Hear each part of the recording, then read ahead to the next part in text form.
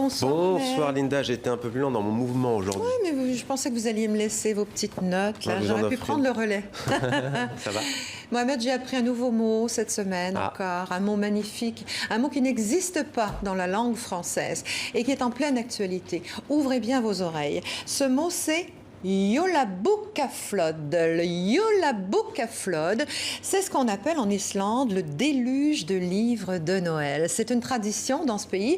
Chaque 24 décembre, les Islandais s'offrent des livres en cadeau et passent le réveillon à les lire ensemble à la maison.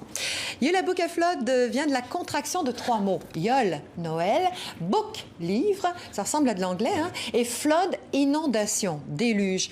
Le mot fait référence aux livres qui inondent le marché d'édition à cette période de l'année. En Islande, les livres sortent au moment des fêtes. Vous savez pourquoi? Non, pas du tout. C'est quand même intriguant. C'est une coutume qui date de la Seconde Guerre mondiale. L'Islande est pauvre, elle limite ses importations et les livres imprimés sur place en Irlande sont bon marché. Les Islandais vont donc prendre l'habitude d'en offrir à Noël. Et puis, il faut se rappeler qu'à l'époque, l'Islande vient juste de s'émanciper de 7 siècles de domination norvégienne et danoise. Le Jólabókaflóð va participer à la préservation de la langue islandaise.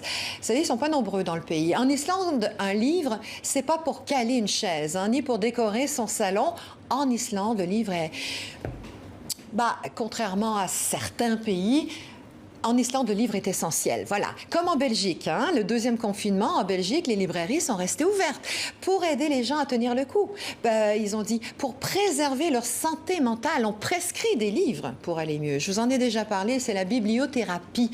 Lire un livre nous fait penser à autre chose. Ça nous emmène ailleurs et on se détend. Alors, comme pour la plupart d'entre nous, Noël s'annonce intime cette année. Pourquoi pas tester le Jólabókaflóð, remettre son masque après souper. On va se dépêcher cette année, on lavera la vaisselle après, les enfants sont excités. On s'offre des livres joliment emballés et on se dit merci et on s'embrasse avec le pied. N'oubliez pas de faire des photos cette année. C'était... Jólabókaflóð. Jólabókaflóð, c'est bien, c'est bien. Au départ, je pensais que c'était un nom de volcan islandais, comme celui qui nous avait fait jouer des tours il y a quelques années. Merci Linda. Non. Je voulais vous offrir ce présent avant de partir. Mohamed, c'est rien du tout. Je vous dis pas ce que c'est. Super. Ça sent le papier, c'est un peu écorné. Il y a le nom de son propriétaire, je pense, sur la première page. Et j'ai trouvé ça sur le siège d'un train recouvert d'un papier comme un trésor à partager. Merci Linda.